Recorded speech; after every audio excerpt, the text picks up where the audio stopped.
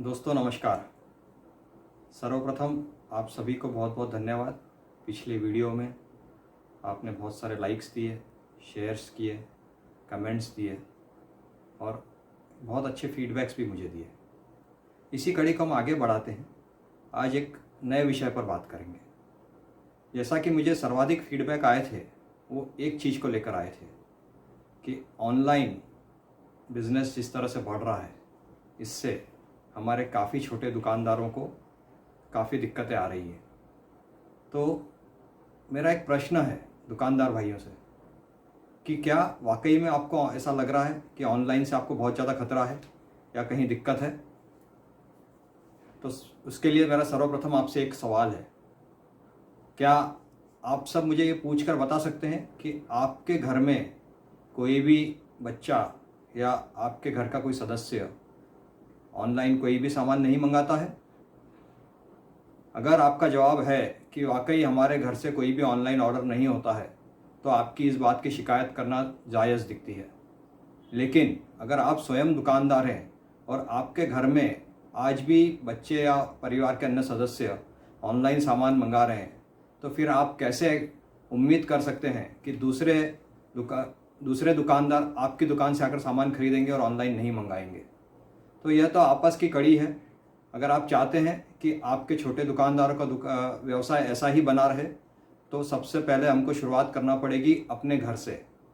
हर व्यक्ति, हर छोटा दुकानदार यह शपथ ले कि मैं अपने घर से, अपने घर के कोई भी सदस्य से कहकर ऑनलाइन सामान जो अभी तक मंगा रहे हैं उसको मंगाना बंद करेंगे। लेकिन यह तो एक पहलू था, इससे समस्या का अंत नहीं हो सकता। तो हम अब इसके दूसरे पहलू पर विचार करते हैं।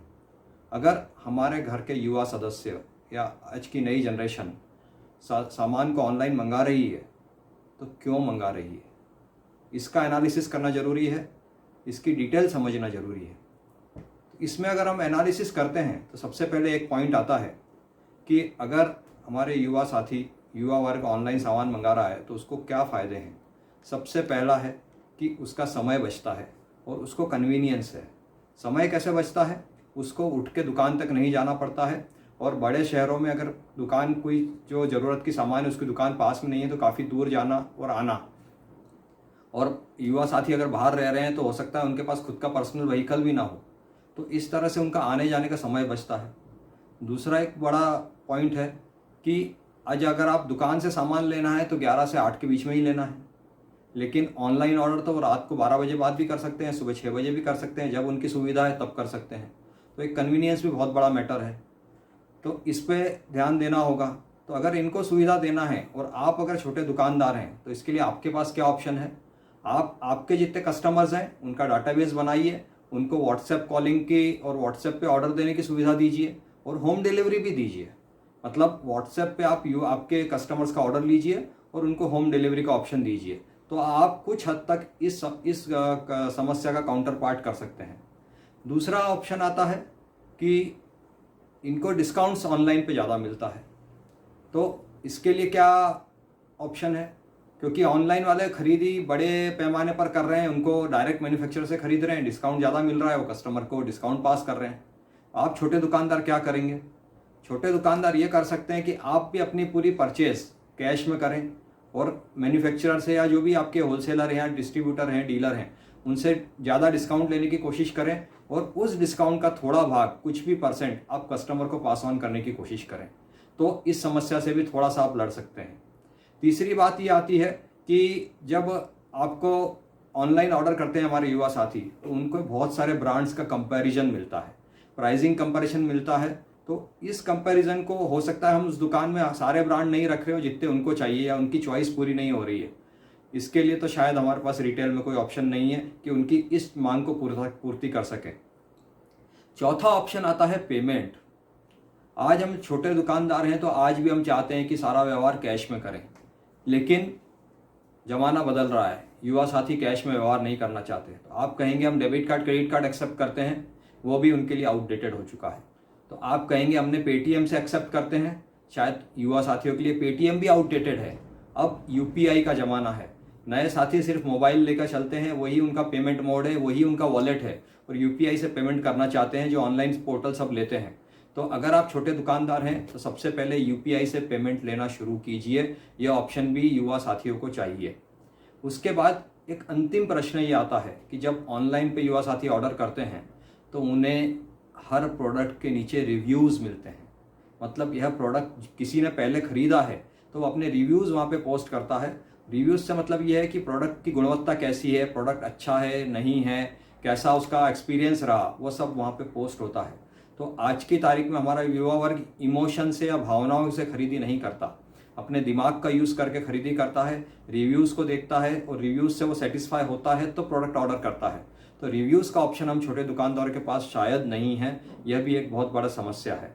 तो इसका हमारे पास कोई ऑप्शन अवेलेबल नहीं है ना। तो अब हम समझते हैं कि अगर बतौर ये 5 चीज़ें मैंने पॉइंट्स रखे जिसमें 2 या 3 का ऑप्शन तो हमारे छोटे दुकानदार के पास है, लेकिन कुछ पॉइंट का ऑप्शन हमारे पास नहीं है। लेकिन हम इससे आगे बढ़ें तो क्या होता है कि आज की तारीख में बतौर छोटे दुकानदार हम क्या करें, फिर हमारे पास क्या विकल्प है। तो या तो आपके पास ऐसी प्रोडक्ट रेंज है कि उसके लिए ऑनलाइन कस्टमर सेटिस्फाई नहीं हो सकता। मतलब आपके पास प्रोडक्ट ऐसा होना चाहिए जिसके लिए कस्टमर को दुकान पे आना ही पड़ेगा। एग्जाम्पल मैं लेता हूँ, अगर किड्स के रेडीमेड गारमेंट्स हैं तो इसको ऑनलाइन ख़रीदना बहुत आसान नहीं है, क्योंकि इसमें फैशन होता है, फैशन के साथ साइजेस होते हैं, हर कंपनी के साइज़ फिटिंग का डिफरेंस होता है, हर बच्चे का बॉडी स्ट्रक्चर अलग होता है, और सबसे ज़्यादा बच्चों में क्या होता है, फिटिंग के बाद अल्ट्रेशन करने की ज़रूरत पड़ती है, या तो लेंथ कम करवाना पड़ती है या साइड की फिटिंग करवाना पड़ती है, स्लीव्स लगाना पड़ती है। बहुत सारे छोटे छोटे अल्ट्रेशन होते हैं जो आपको सिर्फ दुकानदारी करके दे सकता है, ऑनलाइन वाला कभी नहीं करके देगा। तो ऐसे प्रोडक्ट के लिए हम कस्टमर को दुकान पे ही आना है। तो बतौर दुकानदार आपको ये देखना है कि क्या आपके पास ये प्रोडक्ट्स, इस टाइप के प्रोडक्ट्स अवेलेबल हैं कि जिसको सिर्फ उसके लिए आपके दुकान पे ही आना पड़ेगा, तो आपको इस पे प्रोडक्ट पे वर्किंग करना पड़ेगी। दूसरा, अगर आपके पास एक और एग्जांपल ले लेते हैं कि इलेक्ट्रॉनिक्स की शॉप है, मोबाइल की शॉप है, और मोबाइल आजकल 80% लोग ऑनलाइन खरीद रहे हैं, तो फिर आप बोलेंगे कस्टमर हमारे पास क्यों आएगा। तो अगर मोबाइल की शॉप है तो आप उसको एक ऑप्शन ये दे सकते हैं कि भैया जब भी रिपेयरिंग या ऑनलाइन सर्विसेज की ज़रूरत पड़ेगी तो कस्टमर सर्विस, कंपनी का एक ही कस्टमर सर्विस सेंटर होता है पूरे शहर में और उसमें घंटों बिगड़ जाते हैं। तो आप कस्टमर्स को यह दे सकते हैं ऑप्शन कि जब भी उसका मोबाइल में कोई प्रॉब्लम है या रिपेयरिंग की ज़रूरत है तो आपकी दुकान पे दे जाए और आपकी दुकान का स्टाफ जाके उस सर्विस सेंटर से ठीक करवा के कस्टमर को ये सर्विस दे दे। अगर इस तरह की सर्विसेज आप इनोवेटिव आइडिया से लेके आएंगे तो कस्टमर हो सकता है आपसे जुड़ा रहे, आपसे लेना पसंद कर सकता है। तो वो आप उसको यह देख सकते हैं कि इस टाइप के प्रोडक्ट्स या सर्विसेज में आप डील कर रहे हैं क्या। तो यह भी एक ऑप्शन हो सकता है। और अगर छोटे दुकानदार अगर एफएमसीजी या इस टाइप के प्रोडक्ट से हैं तो उनके लिए थोड़ा खतरे की घंटी ज़्यादा है, क्योंकि उस टाइप के कस्टमर्स को ऑनलाइन वालों से मुकाबला करना बहुत आसान नहीं है और बहुत लंबे समय तक हम टिक पाएंगे ये भी ज़रूरी नहीं है। तो अगर आपके पास किराने का ही व्यवसाय है और आपको दूसरा कोई बिजनेस नहीं करना चाहते और आपका व्यापार डाउन हो रहा है तो आपके पास टेम्पररी सोल्यूशन क्या हो सकता है कि आप कोई ऐसे एरिया में जाएं जहां पर ऑनलाइन की रीच अभी नहीं है, या उस एरिया में जहां बहुत लोग एजुकेटेड नहीं है ऑनलाइन ऑर्डरिंग करने के लिए। तो ऐसे जगह में फिर भी आपका व्यापार चलता रहेगा। ऐसी जगह पर आप कुछ समय के लिए या कुछ वर्षों तक के लिए सस्टेन कर सकते हैं, लेकिन this is a temporary solution. तो अगर इस टाइप के एफएमसीजी या इस टाइप के जनरल किराना स्टोर या इस टाइप का आपका शॉप है तो आपको यह चीज़ समझना होगा कि आपका लाइफ स्पान बहुत लंबा नहीं है। आपकी नई जनरेशन इसमें आ पाएगी या इसी को कंटिन्यू कर पाएगी उसकी संभावनाएं कम है, क्योंकि परिवर्तन हमेशा शाश्वत नियम है कि परिवर्तन कंटिन्यूस होता रहता है। अगर हम बात करें कि पहले कैमरा रोल चलता था, लेकिन एक दौर ऐसा आया कि आज कैमरा रोल बनाने वाली कंपनी दिवालिया हो चुकी है, क्योंकि उसके पास अभी कैमरा रोल वाला कोई कैमरा चलाता नहीं है। आप सबके हाथ में मोबाइल है, वही अपने आप में कैमरा है। लेकिन इसमें नया इनोवेशन क्या आया कि महंगे कैमरा है, 25,000 से लेकर 1 लाख तक के DSLR, लोग उसको चला रहे हैं और उसका व्यापार चल पड़ा है। तो ऐसा कुछ ना कुछ चेंज हमेशा चलता रहेगा।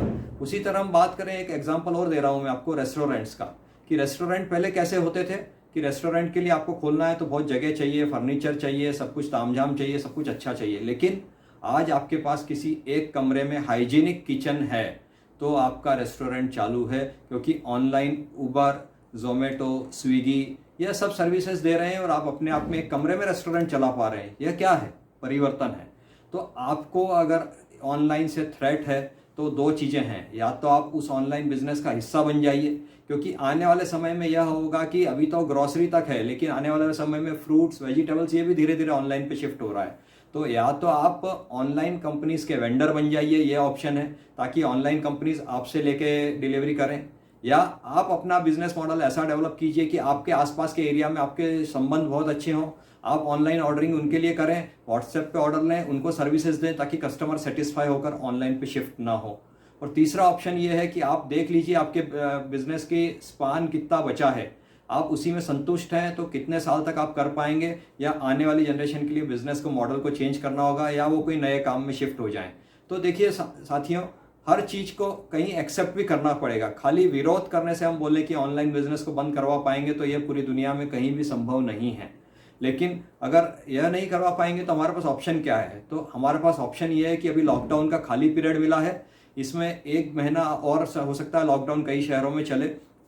आपको शांति से सोचना है कि अब आपका बिजनेस मॉडल कौन सा होगा, इस आपका बिजनेस मॉडल का लाइफ स्पान कितने साल का और बचा है, या नई चीज़ें क्या आने वाली है, वर्ल्ड में क्या चल रहा है, नेट पे उसको रिसर्च कीजिए और आप नया क्या कर सकते हैं या बिजनेस में परिवर्तन कैसा कर सकते हैं, तभी सर्वाइवल पॉसिबल है। लेकिन दोनों चीज़ है, लेकिन कुछ हद तक अगर हमको लगता है तो घर में ऑनलाइन का विरोध करके कुछ टेम्पररी टाइम, कुछ समय चला पाएंगे, लेकिन बहुत लंबा समय आप विरोध नहीं कर पाएंगे। इसलिए खुद बदलिए, खुद की मानसिकता बदलिए और आने वाले समय को, परिवर्तन के दौर को स्वीकार कीजिए और परिवर्तन के साथ आगे बढ़िए, इनोवेटिव आइडियाज़ के साथ आगे बढ़िए, बिजनेस मॉडल चेंज कीजिए और इसी तरह धीरे धीरे एक एक स्टेप आगे बढ़ते जाइए। यही आज हमने बात की ऑनलाइन पे। हो सकता है आपको ये वीडियो पसंद आए तो आगे शेयर कीजिए, लाइक्स कीजिए, अपने मित्रों को इनको भेजिए, और इस पर भी आपके कोई सुझाव हो तो मुझे ज़रूर भेजिएगा, ताकि हम इस पर आगे और कोई बात कर पाएंगे। अगले हफ्ते फिर एक नए वीडियो को लेकर आपके सामने हाजिर होंगे। तब तक के लिए जय हिंद, जय भारत।